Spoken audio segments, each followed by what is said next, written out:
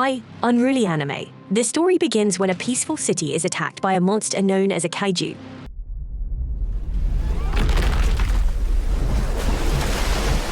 The emergency kaiju alert sounds throughout the city, and people are directed to designated safety areas. This thing is huge, and it causes massive destruction while roaming the city.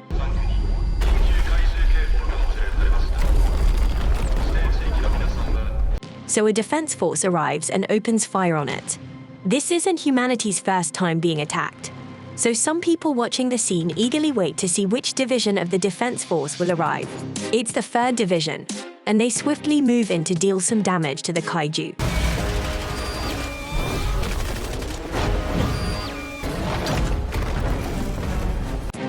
One girl from the division carries a large cannon and uses this weapon's immense power to put a hole right through the kaiju, ending its life. As she watches afterwards, our protagonist, Kafka, is amazed at how huge the monster was. Its body parts are scattered everywhere, so he tells the others in his group that they will surely have to work overtime for a while. Nearby citizens cheered for the 3rd division for completing their mission with no casualties. Kafka arrives in awe of the crowd that has gathered, and while the heroes walk away from the defeated monster, Kafka walks towards it. This is because his job begins after the battle is over. He and the group he is in do the job that no one cares about and no one is grateful for. They are in charge of taking the defeated kaijus apart and getting rid of them. Kafka does just that and deposits a sample of the monster on a drone. Their job is not as glamorous as fighting the beast, but it's definitely a different kind of battle in its own right. This is perfectly demonstrated when Kafka notices someone hoisting something they should not be, and it explodes.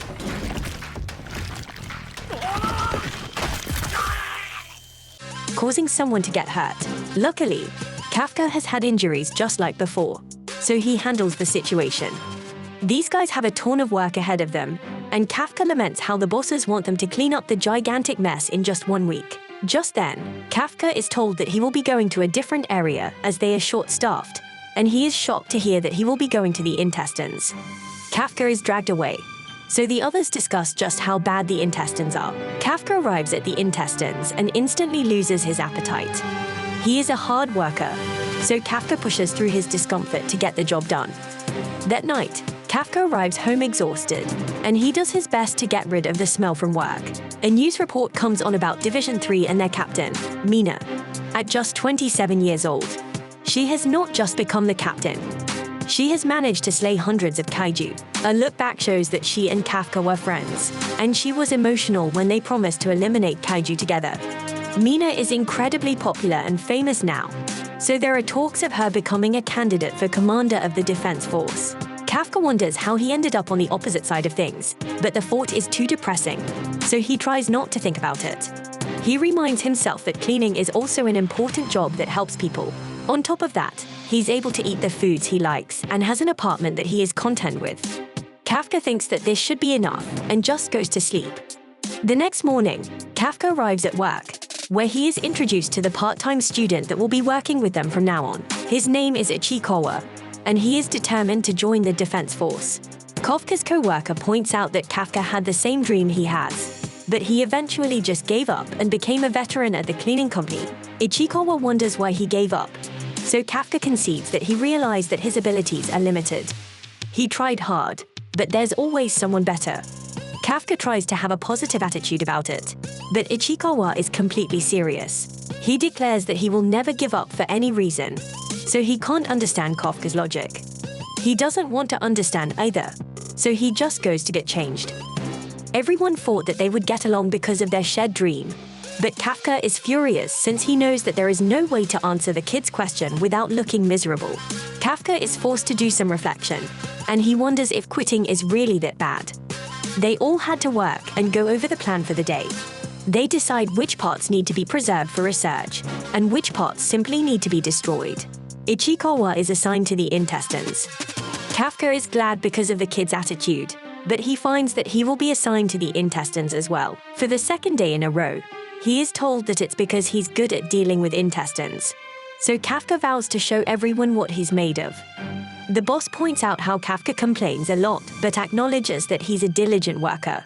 If he had passed the exam, He would have been a good defense force officer. Afterwards, Kafka is happy to see that Ichikawa was grossed out by the intestine experience, but he had it just as bad, as he must keep himself from puking. Just then, Kafka notices that the kid didn't bring much to eat. Ichikawa rudely tells him that he doesn't have much of an appetite, but Kafka gives him a vitamin drink. He insists that Ichikawa eat and drink as much as he can, or else he won't be able to make it through the workday. Kafka also offers him some nose plugs. Ichikawa refuses them, but Kafka insists that they will help. At the end of the workday, everyone gets cleaned off, and one group leaves first. Kafka is glad to see that the worst part of the cleanup process should be over now. Ichikawa arrives, so Kafka thinks he wants a rematch from their little wrestling match.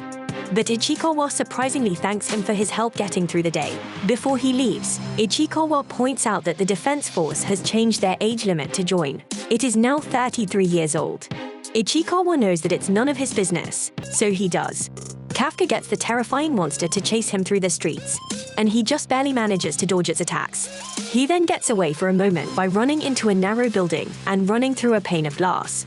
Another look back shows that Kafka and Mina both lost their schools and their homes. Kafka hated the kaiju, but only because they kept him from finishing his Pokemon game. Mina was disappointed to hear that this was all he cared about, but Kafka was just keeping a positive attitude. As for Mina, she was sad because a cat named Miko died. They became serious as they stared at all the damage done by the kaiju, and they simultaneously declared that they would join the defense force. The two insult each other for this crazy idea since they are both so young, but they eventually decide to have a competition to see who can become the coolest officer. Kafka was sure that they could do it and declare that they will eliminate all the kaiju together. Back to the present, Kafka realizes that things should not have ended up this way. He must continue running, as the monster's just smashing through buildings to get to him. Kafka decides to make a stand against the monster and determines that he must attack its legs. Unfortunately, he doesn't stand a chance, as the monster instantly attacks him, and Kafka wonders why things ended up this way. Kafka screams in agony as the monster stomps on him, and he can no longer move as his leg is broken. Kafka loses all hope as the monster's just about to consume him, but Ichikawa appears to rescue him just in time. Kafka calls him an idiot, but Ichikawa explains that he already notified the defense force. Kafka meant that he was an idiot for coming back at all, but Ichikawa points out that if he abandoned Kafka, he would never be able to become a defense force officer. Just then, Kafka has flashbacks to when he received the defense force rejection letter and his dreams were crushed. He curses himself for being so useless. As Ichikawa gets thrashed around by the monster, Kafka is furious since he hasn't changed at all. He wasn't able to protect his friend's cat, and now he can't even protect a new kid at work. Kafka's frustration causes him to scream out with rage just as the Jika is about to be eliminated by the beast. However, just then, the monster is absolutely blown to pieces.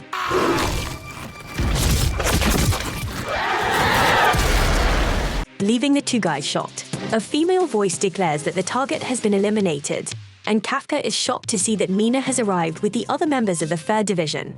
She has some of her crew take care of the injured while she and the rest go check for more Yoju. Kafka is checked on, but he's in really bad shape and unresponsive.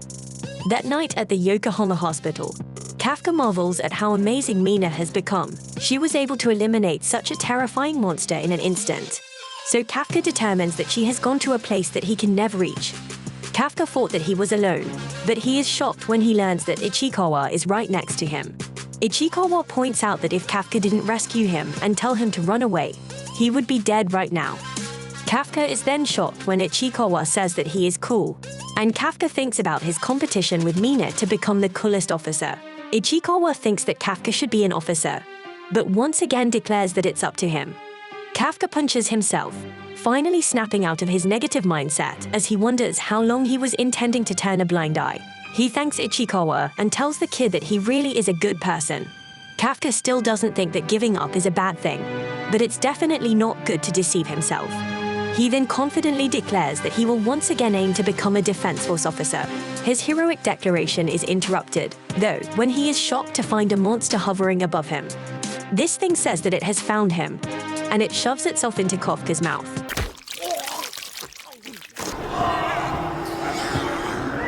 Ichikawa wonders if he is okay, but he's clearly not, as he gasps for air and thrashes about. Ichikawa checks on him, but he is shocked to find a monster in Kafka's bed. Kafka casually looks at Ichikawa and then casually looks at his reflection. The shock eventually hits them. So Kafka tries to tell Ichikawa to calm down and that it's him. Ichikawa calms down, but some old guy arrives to call the defense force. The guys freak out as they think about what the defense force does to kaiju. So the guys panic as Ichikawa tells Kafka to run. Another look back shows Kafka telling Mina how to immobilize kaiju. She took notes as he told her that she needed to attack the legs and tie them up. Mina was scared by the thought of fighting a monster. So Kafka assured her that when the time came, he would be by her side. Back to the present, Mina thinks about how that was a lie. Just then, Mina is informed that a kaiju was spotted at the Yokohama hospital, and she declares that she will handle it. She was dispatched along with her officers, and they will eliminate the kaiju. Another look back shows that Mina made fun of Kafka for saying that he would be right by her side when she got scared. Kafka was completely embarrassed, so he told her not to tell anyone. He said that Mina was actually really grateful, so she thanked him and agreed that there's nothing to be afraid of as long as they are together. Back to the present, Mina has assembled her division, and they prepare to head to the hospital to eliminate the kaiju that appeared there. An alarm sounds around the entire city, telling people to take shelter from the kaiju at the hospital. The guys panic at the fact that the old man is terrified of Kafka. Ichikawa thinks they can clear up the misunderstanding if Kafka just smiles, but Kafka's smile is horrifying. It clearly doesn't work. As the old man passes out, Kafka rushes to help him, but he shocks himself with his own strength as he destroys the area with the slightest touch. Kafka can't believe that he did all that, and others notice that a kaiju is there. Ichikawa is sure that the defense force is on its way, so they agree to leave. Kafka goes to escape out the window, but once again shocks himself when this lightest touch destroys an entire wall. Kafka wonders what's going on with his body, but there's no time to think, as people are beginning to panic. The two guys jump out the window, but Kafka launches himself much farther than he expected. Ichikawa tries to make sense of what's going on, but he begins to wonder if this kaiju is really Kafka. He asks Kafka if he's really him, but Kafka isn't even sure anymore as his body's going out of control. Ichikawa wonders if this transformation is a special mode of his, but Kafka has no clue. Just then, the parasite extends out of his mouth to eat a bird alive. Luckily, Kafka reverts back, but he reveals that there is trouble. Ichikawa wonders what kind of terrifying thing awaits them next, but Kafka just says that he needs to pee. Ichikawa just tells him to hold it, but he can't, and Kafka shames himself for being an adult that can't hold it in. Ichikawa points out that Kafka doesn't even seem to have the right pots to pee, and he wonders where it will even come from. Kafka then shocks them both when he pees out of his nipples. Kafka is even more ashamed now, but Ichikawa reminds him that they have more important things to worry about. Kafka wonders if he can still join the defense force the way he is now, but Ichikawa points out that he is what the defense force eliminates. They probably won't let him join, and instead they will just destroy him. Kafka gets serious as this fact starts to sink in. The timing couldn't be worse either, as he just decided to try and catch up with Mina. They prepare to enter a restricted area where no one will be around, but Kafka senses something approaching. It's not the defense force since it's coming from underground. An explosion occurs elsewhere in the city, and the defense force receives a report that another kaiju has appeared. Kafka is able to tell that it's the same type that attacked them before. Ichikawa points out that they already sounded the alarms because of Kafka, so he hopes that there won't be any casualties. This kaiju will keep the defense force busy, so it's the perfect time for them to hide. Elsewhere, a girl sobs as her mother is trapped, and they are found by the kaiju. The mother begs her daughter to run away, but it's too late, as the kaiju's about to consume her. However, just then, Kafka arrives to hit the kaiju with an incredibly powerful punch. Kafka shocks himself once again with how powerful he is, and he goes to check on the girl. Of course, she is scared of him, so Kafka reminds himself to smile. But this just makes it worse. He rescues the unconscious mother, so Ichikawa explains that she will be fine. The kaiju returns, so Kafka tells him to get out of there. Ichikawa wonders what he's planning to do, so Kafka reveals that he's going to try punching the kaiju as hard as he can. Kafka begins a countdown as his body bursts with power, and he unleashes the powerful punch. This strike absolutely destroys the monster, sending its spots flying everywhere and its blood raining down from the sky. Kafka still can't believe how insanely strong he is, and Ichikawa is sure that Kafka can never use that punch on a human. Kafka tells them that they can safely head to the hospital now, but he's more terrifying than ever. He tells the girl not to worry because the defense force will be there soon, so he is leaving. The girl stops him and thanks him. This reminds Kafka of when Mina thanked him, and he imagines a future where he is fighting by Mina's side. Ichikawa wants them to run before they are found, but Kafka declares that he isn't giving up after all. Kafka reveals his human face again and states that he must go and stand by Mina's side. The defense force arrives soon after to wonder what in the world just happened to the obliterated kaiju. Mina asks the little girl to tell her everything, but she is terrified just thinking about it. Mina tells her not to worry and promises that she will destroy all the kaiju for her. The girl gets worried for a different reason, and Mina is shocked when the little girl wants her to promise that she won't hurt the good kaiju. She clarifies by saying it's the one that saved her mom, but Mina can't even comprehend what the little girl just said. 3 months later, a news report reveals that the defense force has given a code name to the unknown kaiju. They have a drawing of it from witness testimony, and they are calling it Kaiju No. 8. All Kafka's cleaning company co-workers just assume that the Kaiju's probably already dead. Ichikawa arrives at work and thinks about how Kafka became the first kaiju in history to escape the defense force. However, this means that every defense force officer in the country is looking for him now, and their boss explains that Kafka and Ichikawa received something in the mail. The other guys discuss how Kafka would take an exam every year, and they always had to cheer him up after he got the results. Ichikawa checks his letter, and the others congratulate him as he passed the first round of Defense Force selection exams. On his way to give Kafka his letter, Ichikawa can't help himself, so he checks Kafka's results. He sees good news, so he rushes off excitedly. The other guys can see that this means Kafka finally passed. This will be Kafka's last chance to enter the Defense Force, so the guys are happy for him. He is finally getting his opportunity after working so hard for so long.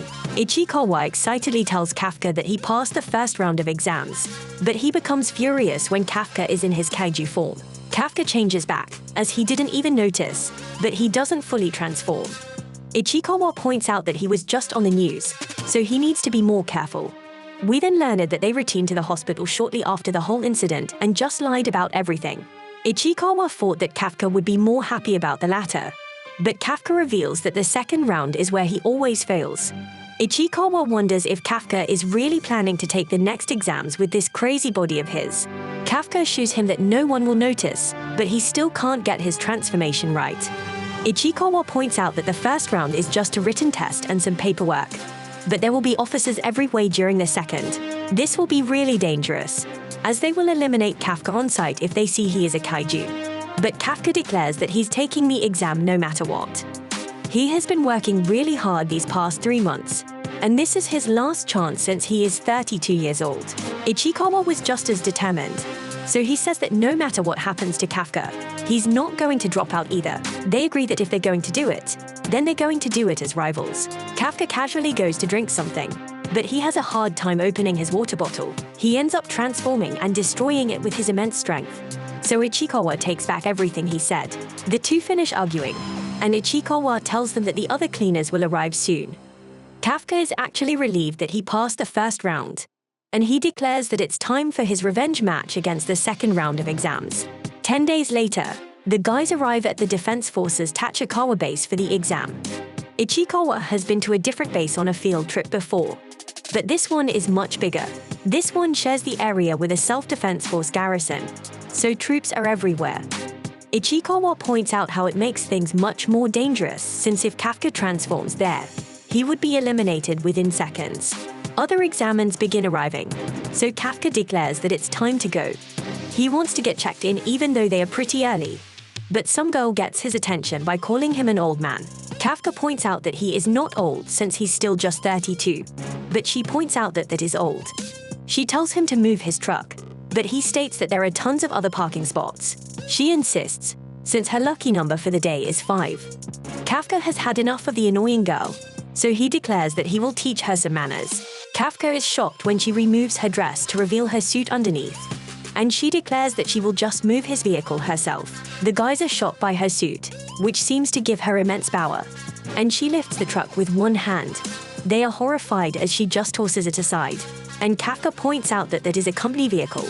Ichikawa wonders just who the heck she is, so she reveals that she is examining number 216. Her name is Kikaru, and her hobby is eliminating kaiju. She tells them to remember her name, and Ichikawa is shocked when he recognizes her last name. Kikaru then turns her attention back to Kafka. She gives him a sniff and points out that he smells just like a kaiju. I appreciate you viewing my anime recap, Unruly Family. Please let me know what you think about solo leveling by liking, sharing, subscribing, and leaving a comment.